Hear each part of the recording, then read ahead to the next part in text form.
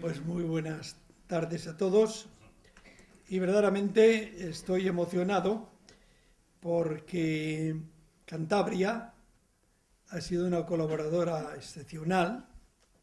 Hemos hecho muchas cosas, gracias precisamente a la colaboración, ya la ha citado a todos ellos y yo también hoy lo he dicho en los medios de comunicación. Entonces para mí esta es una oportunidad de expresaros el agradecimiento de hombres nuevos y decir todo eso que me aplicaban a mí, lo hemos hecho, pero lo hemos hecho siempre en equipo. Ahora mismo, por ejemplo, nosotros en el proyecto tenemos 17 bolivianos, todos de 22 a 31 años, 32, que están totalmente identificados con el proyecto y hoy son los que llevan el proyecto. Pues bien, hablar aquí en Santander, con tanto rostro amigo como veo por aquí y demás, ¿no? Pues para mí es una satisfacción grande. Bien, yo os voy a hablar un poco, si queréis, desde la teoría, pero sobre todo desde la experiencia de la Fundación Hombres Nuevos, que trabaja por devolver el protagonismo a los pobres mediante la educación y la capacitación para luchar contra el fatalismo, la resignación, la pasividad y también de alguna manera para que la gente empobrecida tome conciencia de su dignidad. Creo que el enemigo de la vida, la expresión más auténtica de la antiética de la misma, es la pobreza. Y sobre eso vamos hoy a dialogar, a conferir. Si acontece una desgracia en el mundo, rápidamente se hace un minuto de silencio y tal. En este minuto están muriendo miles de personas por mil circunstancias que no tenían el que morir. Ciertamente nos tiene que provocar que 1.500 millones de personas en el mundo vivan con el equivalente a 2 euros. O la desertización que amenaza a 1.200 millones de personas en un centenar de países. Efectivamente, contemplar el mapa de la pobreza y contemplarlo desde la realidad física donde yo vivo, ciertamente te rompe el alma y te hace muchas preguntas. Una pregunta es, ¿dónde dormirán esta noche los pobres? ¿Cuándo la pobreza dejará de ser la ignominia de la humanidad? Tenía yo un voluntario de Maliaño y eran relaciones públicas y entonces siempre me estaba tomando el pelo con esta frase de la pobreza es la ignominia de la humanidad, pero es que es verdad.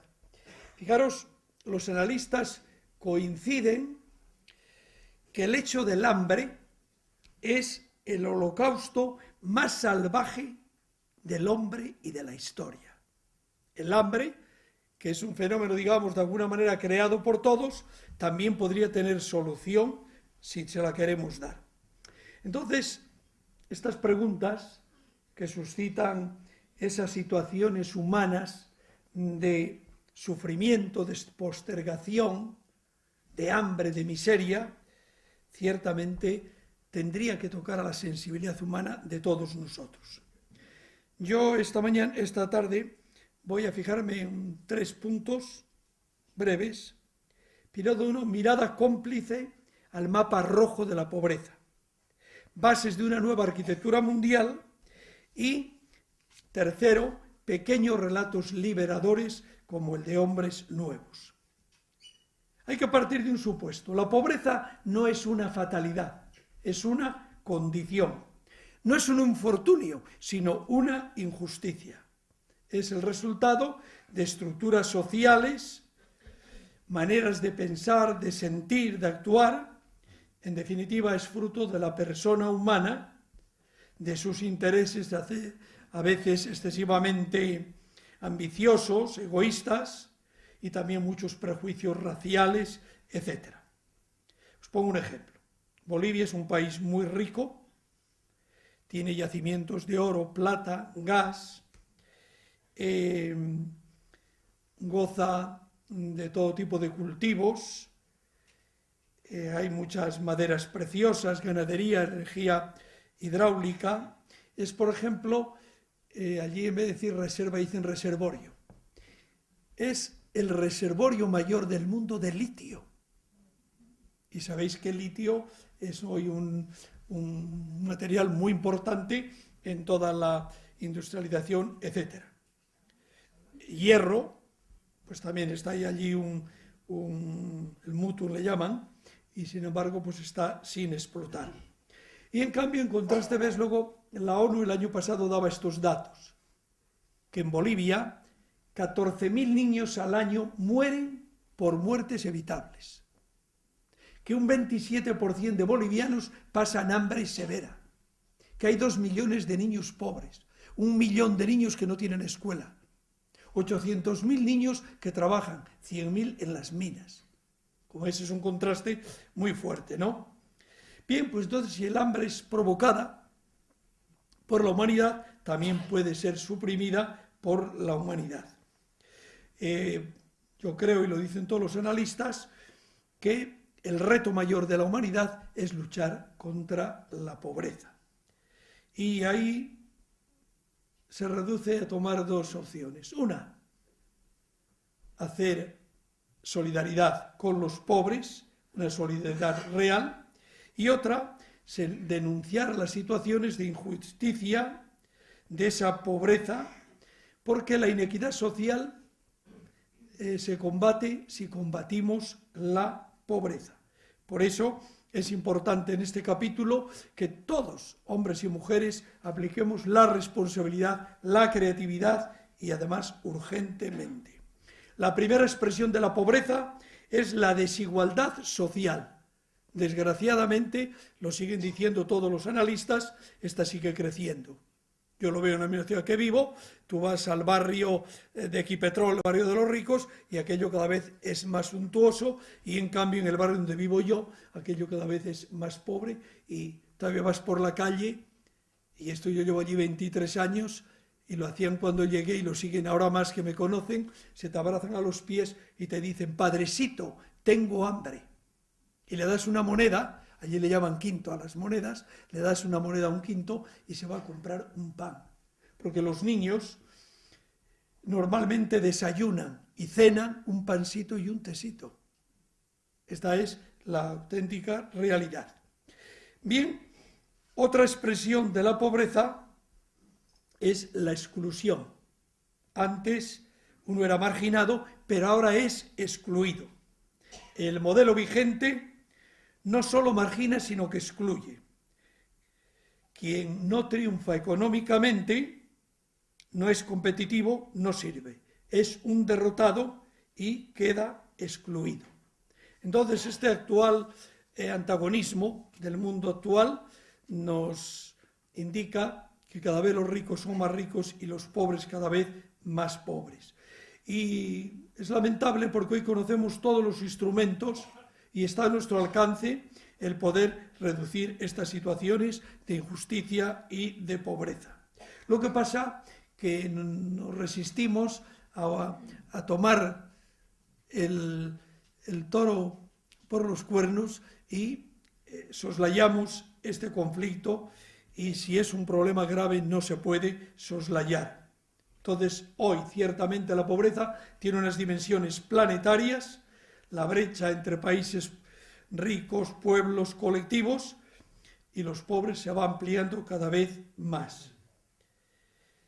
Hoy se habla de la feminización de la pobreza. Las mujeres, allí en aquellos mundos, son las que sufren las consecuencias más agudamente del tema de la pobreza.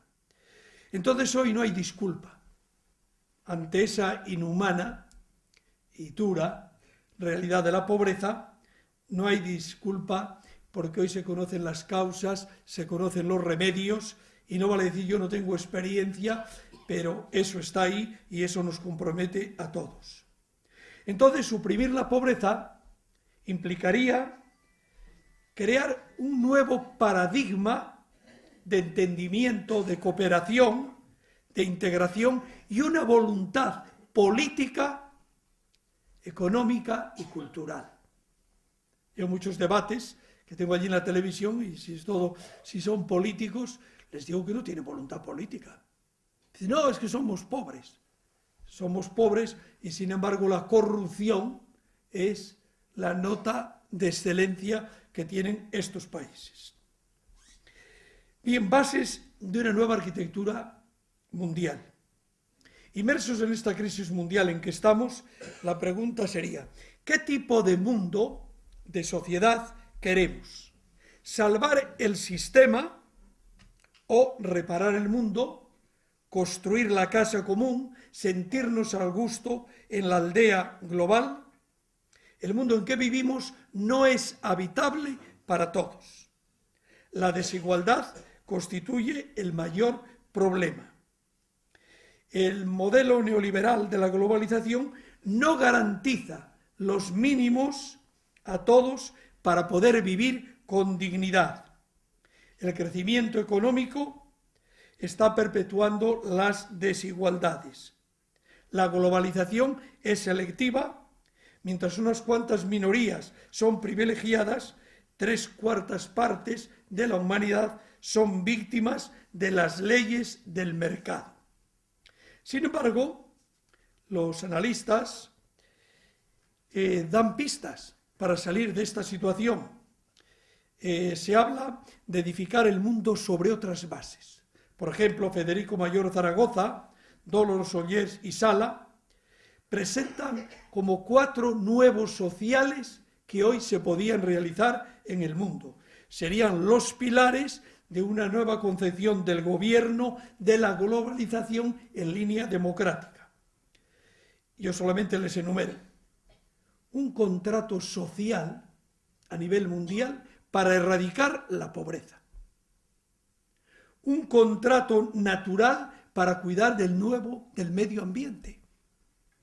Todos estamos lamentando el cambio climático, etcétera, pero ahí tendría que llegar un acuerdo global natural, un acuerdo cultural que la enseñanza primaria y secundaria llegue a todos y una educación para toda la vida.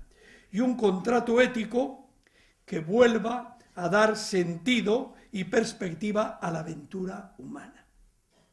Ellos hablan de estas cuatro bases, esos 4 contratos sociales como pilares: contrato social, contrato natural, contrato cultural y contrato ético.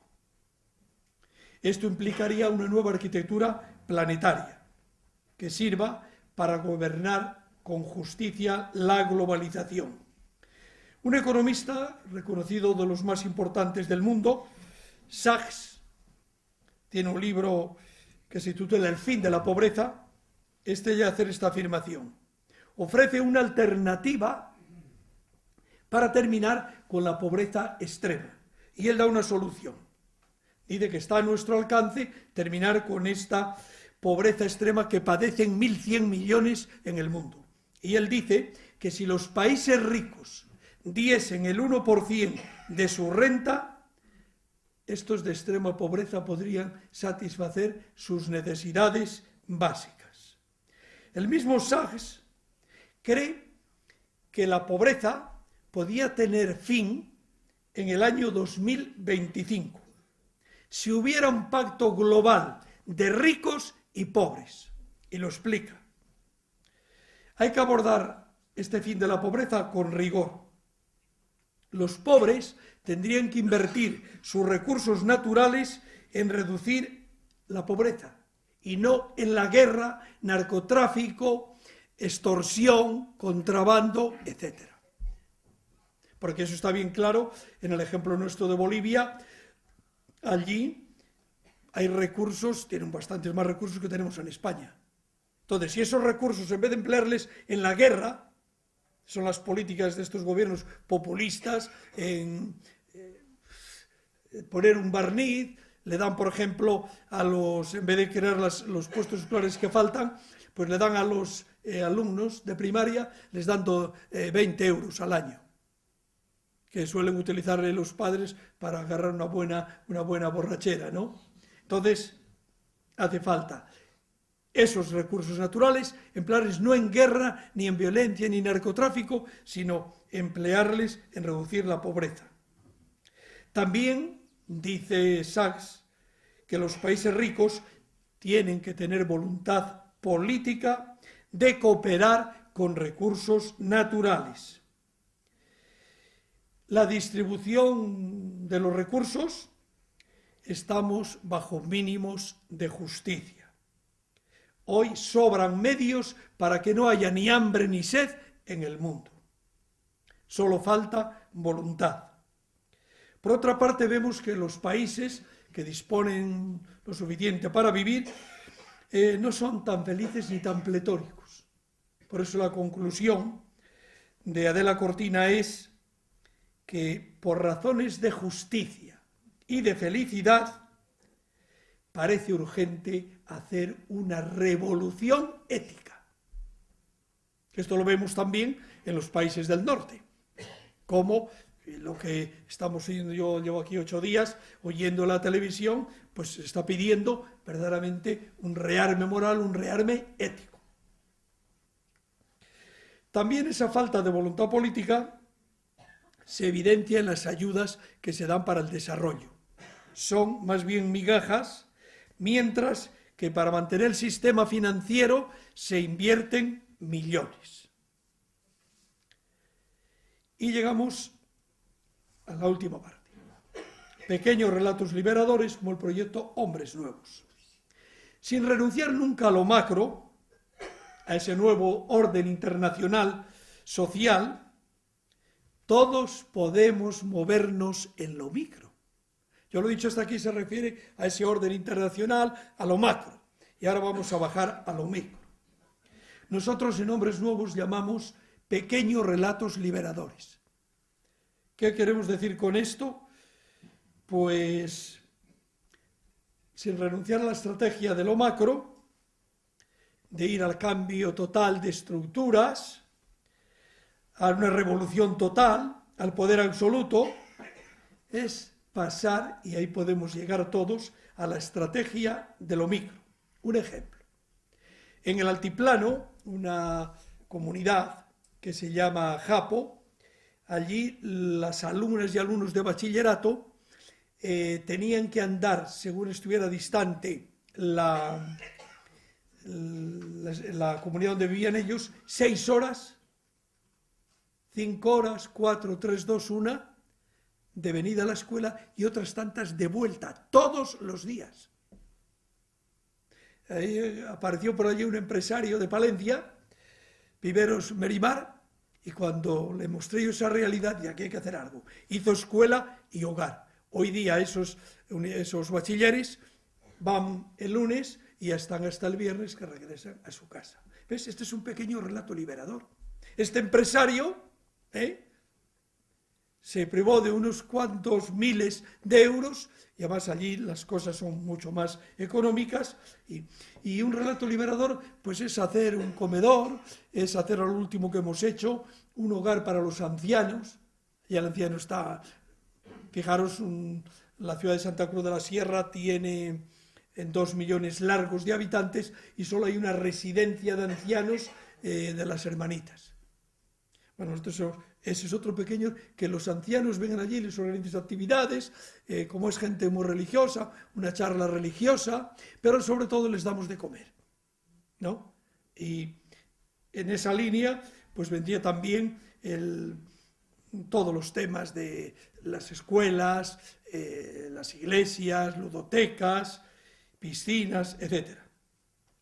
Es decir, pasar de ir a la montaña a la revolución, o entrar en el mercado, en el neoliberalismo, ir más bien a la casa de ese vecino, ir allí a lo cotidiano, a ver esa persona por qué no come, qué le pasa, qué le sucede.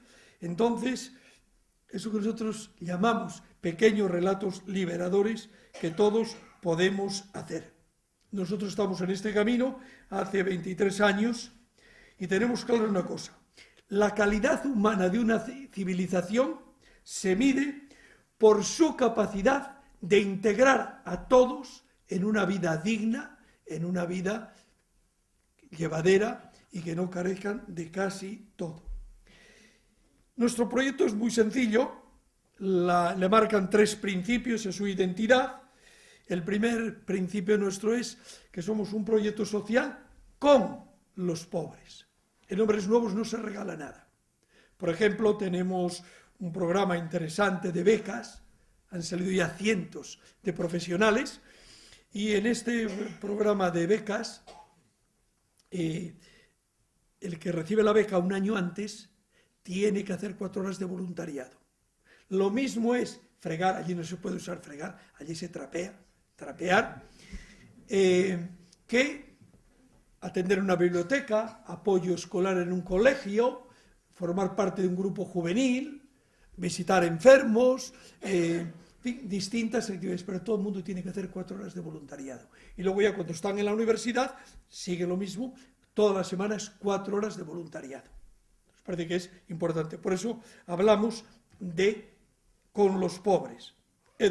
Es decir, educar personas para que dejen de ser pasivas, sumisos, y lleguen a ser ciudadanos libres, responsables, pero también capacitados y, a ser posible, bien vocacionados. El segundo principio es educar en valores. Lo primero que nosotros perseguimos es a ver cómo elevamos la autoestima. En Bolivia, la autoestima, claro, al no tener posibilidad de recursos y tal, pues la autoestima está por los suelos. Entonces, nuestra primera preocupación es elevar la autoestima para que ellos sean protagonistas de su propia historia, de su propio desarrollo. Y esto se logra fundamentalmente a través de una educación liberadora. Y esto lo hacemos en todas las actividades que tenemos, ya citaba antes Alberto algunas, por ejemplo en el país, entre escuelas nuevas y que hemos arreglado, pasan de las 100 escuelas. En el barrio donde estamos nosotros, que tiene 350.000 habitantes, hemos hecho 12 escuelas. Creemos que sembrar a fondo perdido en la educación, en la escuela, esa es la clave de futuro. Cuento yo esta anécdota. Un sacerdote de Málaga hace 5 años estuvo allí y volvió el verano pasado. Y me decía, Nicolás, he observado un cambio generacional en estos 5 años. Tú estás allí todos los días, pues no lo notas, pero toda esa siembra que hacemos desde la parroquia. Porque no hay que olvidar una cosa. Decía Pablo VI que un elemento esencial de toda evangelización, de todo anuncio de Jesús, es la promoción integral de todo el hombre y de todas las mujeres y hombres. Entonces, hacer una escuela es parte de la evangelización.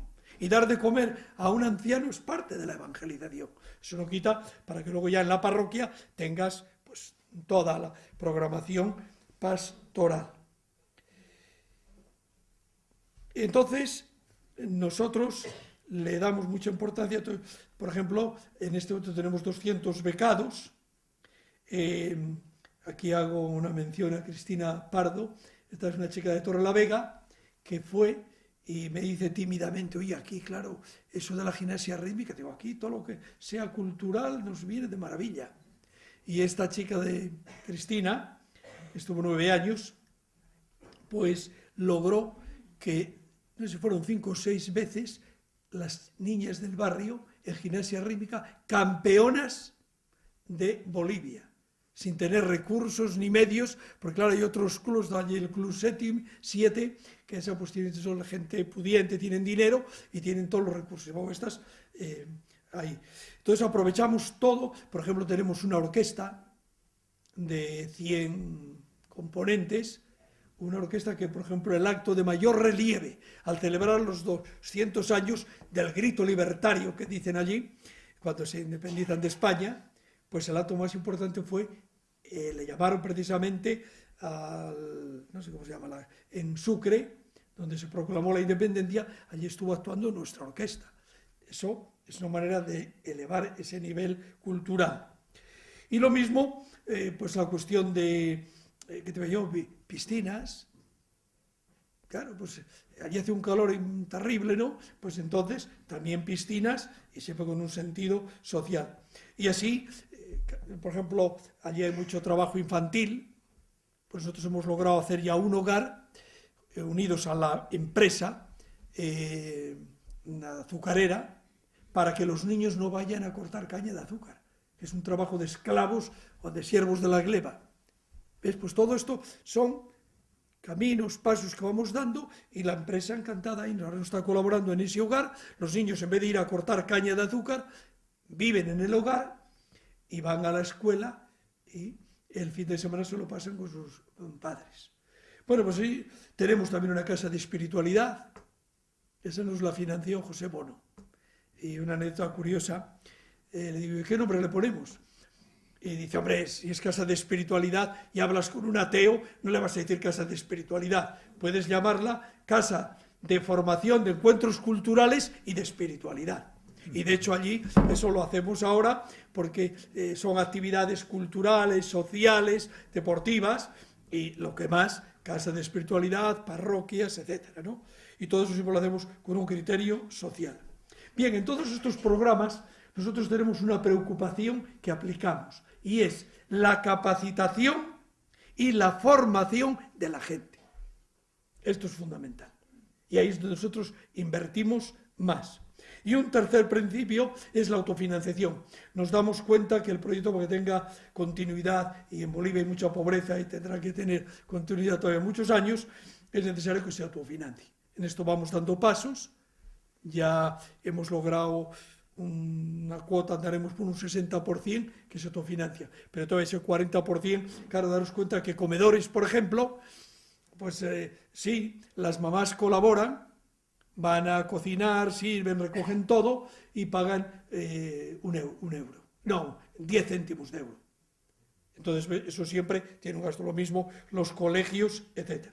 Bien, entonces lo que queda claro en el proyecto de Hombres Nuevos es que tenemos una opción por los pobres, esos que están en el reverso de la historia. Pero con una cosa muy importante, allí tenemos un plus de esperanza que a veces aquí en el norte no lo tenéis. Yo tengo acuñado una frase, en el norte disponéis de casi todos los medios para vivir, pero carecéis de razones para existir. En cambio, en el sur, carecemos de casi todos los medios para vivir, pero sobran razones para existir. El sentido de fiesta, por ejemplo, el baile, esa gente estará muerta de hambre, pero el baile nunca falta, etc. Nosotros pues, nos inspiramos en Jesús. Jesús encarnó la cultura de los pobres. Jesús no excluyó a nadie, pero dio la preferencia a los pobres. Nosotros no pretendemos ser como ellos, pero sí solidarizarnos. Pretender ser como ellos, podríamos quedar hasta en una esquizofrenia. Pretendiendo, lo que nosotros tratamos es que esa gente suba, crezca, y eso es el objetivo. No que tú, porque tú te pongas a vivir como ellos, eso no soluciona nada. Entonces, nos solidarizamos, pero intentamos vivir. ¿Qué criterios actuamos nosotros en el proyecto Hombres Nuevos? El primero es nada para el pobre, sino todo con el pobre. Es un principio sustancial. Luego lo cumplirás más, lo cumplirás menos, pero el principio está claro. El objetivo es luchar juntos, es que ellos recuperen su dignidad y para ello no hay otro camino más que la capacitación, la educación y la educación en valores. Entonces todo lo que hacemos siempre se hace en diálogo con ellos, buscando... Entonces imaginaros, por ejemplo, una vez estamos en una asamblea y dos universitarios becados hacen esta pregunta. ¿Y es que los pobres no tenemos derecho a conocer nuestra cultura y nuestro arte? Digo, esto es una joyita, hombre. Vamos a hacer un debate. Se organiza un debate, se llega a una conclusión. Hagamos trabajo comunitario, ese dinero que lo tenga el padre, porque aquí no nos fiamos de nadie. Eso lo tienen claro siempre. Bueno, pues esto empezamos a hacerlo, rifas, empanadas después de la misa, títeres, teatro, todo lo que se imagina la gente. Y hemos hecho así como 15 viajes culturales, gente pobre del plan, con dinero que ellos se han ganado. El último allí una ilusión es conocer el mar. De todos los que fueron 54 personas a Iquique, a Chile, tardaron 2 días en llegar. Pero eso no tiene importancia, lo importante es que vimos el mar y allí no había más que vieron el mar, ¿no? Bueno, pues ese fue el último viaje y ahora ya, y es genial, hombre, viviendo con ellos quedó una deuda de $1.000. Y ya hicieron, antes de venir, hicieron una kermés, se venden los platos, ya para pagar la deuda ya está pegada. Y ahora ya dicen que hay que empezar a preparar el próximo viaje cultural. Es decir, que siempre hay que hacerlo con ellos. El segundo criterio, el pobre, ¿vamos bien de ahora? El pobre tiene derecho a una vivienda, a una escuela, a una iglesia si es creyente, a un hospital, a unas instalaciones del tiempo libre como los demás. Y entonces nosotros este criterio lo estamos aplicando, sin lujos, pero todo esto se les está ofreciendo y ellos están participando. Otro criterio que no se suele citar mucho, nosotros sí lo hemos tenido en cuenta, es el criterio de la estética y de la belleza. Yo lo aprendí en San Agustín: oh belleza siempre antigua y siempre nueva, que tarde te amé, que tarde te conocí. Y un pensador indio, Antonio de Melo, decía que al pobre no solo hay que saciarle el hambre de pan, sino el hambre de belleza. Y nosotros esto lo aplicamos. En cualquier caso que hagamos, la nota de la belleza, hemos tenido suerte, el arquitecto, que es también el director general del proyecto, pues esto lo ha cuidado siempre, y entonces llama la atención porque siendo una cosa sencilla, simple, sin embargo, es bello, es estético. ¿Por qué? Pues la belleza nos dignifica, nos estimula, nos alienta y nos anima e incluso nos dignifica. Y cuarto, como línea de acción, queremos educar el sentido crítico, una conciencia liberadora, denunciadora, que efectivamente se implique en esa transformación de tantas situaciones de injusticia y tantas condiciones de vida indigna. Una educación liberadora siempre es denunciadora y motiva a las personas al cambio. Y un último sería el voluntariado. Nosotros desde el primer día que empezamos en Santa Cruz de la Sierra, el voluntariado ha sido una pieza clave, con un doble objetivo, sí, para colaborar en el proyecto, pero también como que se abra al mundo para que se den cuenta de esta realidad. Entonces, para nosotros el voluntariado habrán pasado por allí unos 5.000 voluntarios y ha sido una pieza clave.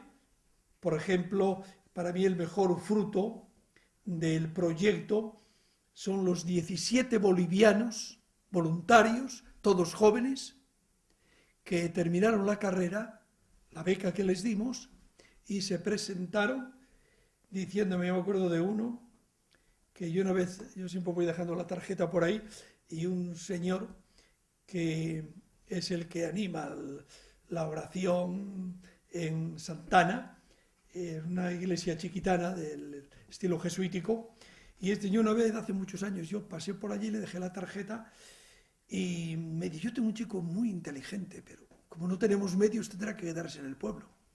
Entonces pasaron los años y llamaron al que lleva las becas, y efectivamente le dieron beca. Cuando este chico terminó se me presenta, yo ni le conocía a su padre mucho, Lucho, que es el que enseña la iglesia, y entonces siempre se dice, mire, yo soy el hijo de Lucho, que usted una vez pasó por mi pueblo, le dejó la tarjeta, pedimos beca, me la han dado, y yo ahora quería ofrecerme a mi gente de España que no me conocía, me ha pagado la beca, y yo hoy soy un profesional, un licenciado. Y ahora quiero ayudar a mi gente pobre de Bolivia. Esos 17 son de esta categoría. Han hecho estudios, se han ido identificando un poco con la mística, el espíritu de hombres nuevos, y para mí esa es la mayor esperanza, ver que haya un grupo de bolivianos que creen en el proyecto, que están de voluntarios. Hombre, nosotros también luego sabemos reconocer estos que llevan 5 años de voluntarios, les damos una vivienda, que seguramente no lo hubieran ganado nunca. Después de 5 años también se les da un sueldo para que tengan también, ellos tienen que pensar en su futuro, pero ya muchos, estos prácticamente todos, han dicho que van a estar siempre enganchados a hombres nuevos porque se dan cuenta que verdaderamente este proyecto concretamente reduce las fronteras de la pobreza y que vale la pena dedicarse a ello. Y entonces, pues ahí estamos y esa es nuestra pedagogía, ver cómo formamos a esas personas libres, responsables, solidarias y que ellos sean los protagonistas de su propia historia. Y yo me doy cuenta que efectivamente todo esto, hay una cosa muy clara. En el barrio nuestro la gente tiene esperanza, porque ven horizontes abiertos, allí todo el mundo es abierto, todo el que hace termina bachillerato, hace las 4 horas de voluntariado, a ese se le da indistintamente, a todo el mundo se le da la beca para que pueda ir a la universidad. Son jóvenes que serían posibles candidatos a delincuentes y sin embargo se están formando como profesionales y tienes luego, pues muchos pasarán, etcétera, pero nos damos cuenta que efectivamente eso a la gente le da esperanza y la gente dice, sí, esto vale la pena. Entonces, en estas líneas nos movemos. Por ejemplo, nosotros nunca le preguntamos a ningún voluntario ni por el credo político ni el credo religioso. ¿Quieren ayudar a los pobres? Aquí está abierta la casa. Y nunca por cuestiones ni políticas ni religiosas ha habido ningún conflicto. Predomina más la gente no creyente, pero sí con un sentido. Os digo, son unos técnicos y unos profesionales geniales, que hacen una labor bárbara. Ahora la cuestión ya de Dios a mí se me hace pensar, digo, pues si esta juventud española va por ahí, que pasará el día de mañana, ¿no? Lo de Dios les interesa menos, pero como técnicos, y allí eso pues nadie les pregunta, ni les dice nada. Bueno, pues esto sería grandes rasgos. Por una parte está lo macro, pero también está lo micro. Todos podemos. Generaros, por ejemplo, lo de las becas. Una beca universitaria son 250 euros al año. Eso le cubre la matrícula en la universidad pública, que no es mucho, el transporte, porque el barrio nuestro está alejado de la ciudad, la comida y las fotocopias que necesitan porque allí se utiliza mucho la fotocopia. Al lado de la universidad solo hay fotocopiadoras, porque todo eso a base, allí no está prohibido fotocopiar un libro. Entonces todo el mundo es a base de la fotocopia, porque es lo más barato, ¿no? Entonces, ¿sabes? Con 250 euros, un chico candidato a delincuente, le tienes hecho un profesional. Y así todas las cosas. Yo voy a estar contando historias de gente, por ejemplo, la última, me llaman las hijas de una señora, todo alarmadas, que su madre le había dado un infarto, que estaba en el hospital, en el nuestro, y dijeron, sí, pero aquí no tenemos unidad de cuidados intensivos, y entonces no queda más remedio que ir a un hospital. Estaban en huelga los hospitales públicos, entonces le tocaba ir a un privado. Y yo le digo, bueno, ¿y cuánto vale la operación en un privado? Dice $3.000 dólares. Una vida vale más de $3.000, ¿no? Digo, pues venga, hagámoslo. Esta mujer era catequista y le decía yo, pues así riéndome en clave de humor, digo, ¿veis? Por venir a misa salvó la vida. Y efectivamente la operaron y se salvó. Y nada más, muchas gracias. Bueno, abrimos todo.